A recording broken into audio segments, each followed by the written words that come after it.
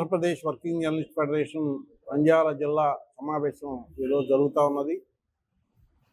రాష్ట్రంలో ఉండే జర్నలిస్టులు ఎదుర్కొంటున్నటువంటి సమస్యల మీద ఇప్పటికే ఫెడరేషన్, జిఎస్ఎల్ మెడికల్ ఇన్స్టిట్యూషన్స్ మరియు కిమ్యూ ఇంటర్నేషనల్ యూనివర్సిటీ భాగస్వామ్యంతో ఇండియన్ అలైన్డ్ ఎంబీబీఎస్ కోర్స్ అడ్మిషన్లు అందిస్తోంది నియో.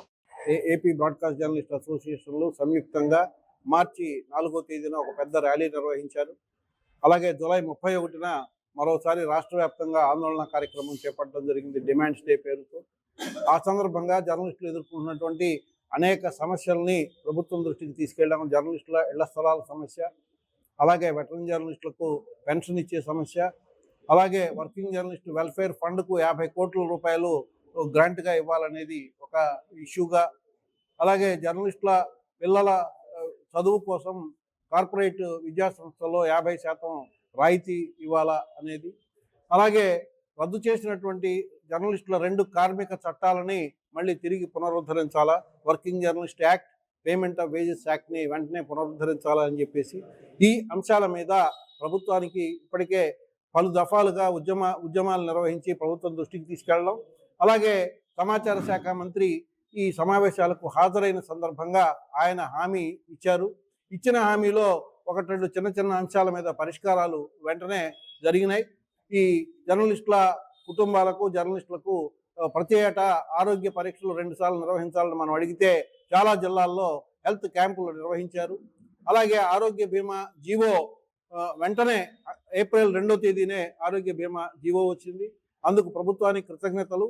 ఇదే సమయంలో ఇప్పుడున్న ప్రధానమైనటువంటి ఈ డిమాండ్లు, జర్నలిస్టుల ఇళ్ల స్థలాల సమస్య, వెటరన్ జర్నలిస్టులకు పెన్షను, అలాగే జర్నలిస్టులకు 50 కోట్ల రూపాయల వెల్ఫేర్ ఫండ్కు సమకూర్చే వ్యవహారంలో కూడా ప్రభుత్వం సానుకూలంగా స్పందించి పరిష్కారం చేయాలని చెప్పేసి కోరుకుంటున్నాను.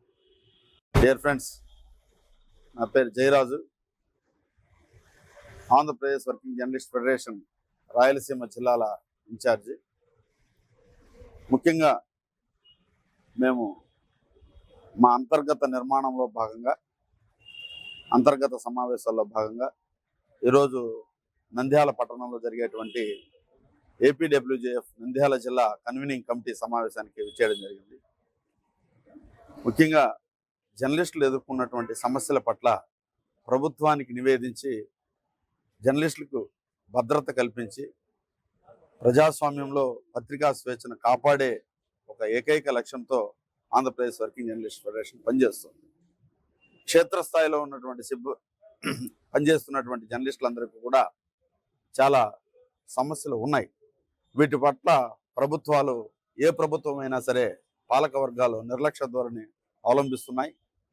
ప్రజలకి, ప్రభుత్వానికి వారధిగా ఉన్నటువంటి 4వ స్తంభంగా ఉన్నటువంటి జర్నలిజం, ఈ జర్నలిస్టులు ఆ స్తంభానికి మూలం. కాబట్టి జర్నలిస్టుల సమస్యల పరిష్కారంలో పాలక వర్గాలన్నిటి కూడా సానుకూల దృక్పథంతో ఉండాలనేది మా యొక్క డిమాండ్. ఎప్పటి నుంచో జర్నలిస్టులకి ఒక తీరని కోరిక మిగిలిపోయింది హౌస్ సైట్స్ సంబంధించి. అదేవిధంగా అక్రిడేషన్ల మంజూరులో కూడా పారదర్శకత పాటించి జరుగుతున్నటువంటి పరిణామాల్లో ఎలక్ట్రానిక్ మీడియా, ప్రింట్ మీడియాతో పాటు డిజిటల్ మీడియాలో కూడా విప్లవాత్మకమైన మార్పులు వచ్చాయి. కాబట్టి వీటన్నిటిని కూడా గమనించి ప్రభుత్వం పారదర్శకంగా అక్రిడేషన్ కార్డులు మంజూరు చేయాలని చెప్పేసి కూడా మేము ఈ సందర్భంగా డిమాండ్ చేస్తున్నాం. ఇంకోటి, జరుగుతున్నటువంటి పరిణామాల్లో రాష్ట్ర దేశవ్యాప్తంగా దాడులు విపరీతంగా జరుగుతున్నాయి జర్నలిస్టుల పైన. క్షేత్రస్థాయిలో ఉన్నటువంటి జర్నలిస్టుల పైన మరీ ఎక్కువగా ఉన్నాయి.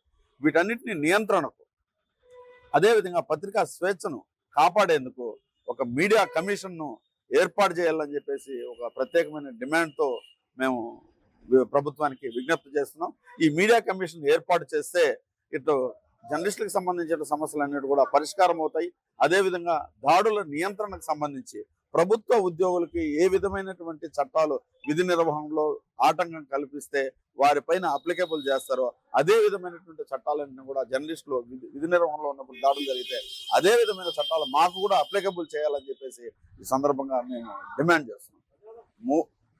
ఇంకోటి, వెటరన్ జర్నలిస్టులు ఈ రాష్ట్రంలో ఉన్నటువంటి దాదాపు మీరు ఇచ్చినటువంటి అక్రిడేషన్ లెక్కల ప్రకారం 1000 మంది మాత్రమే వెటరన్ జర్నలిస్టులు ఉన్నారు.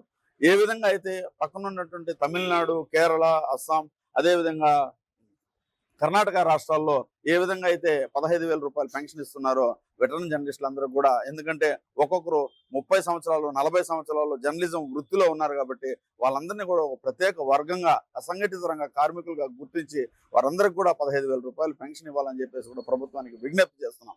ఈ అంశాలన్నింటినీ కూడా క్షేత్రస్థాయిలో మేము ఇంకా ఉన్నటువంటి సమస్యలన్నింటినీ కూడా క్రోడీకరించి త్వరలో రాష్ట్రంలో జరగబోయేటువంటి రాష్ట్ర మహాసభల్లో కూడా ఈ యొక్క డిమాండ్ని పునరావృతం చేస్తాం.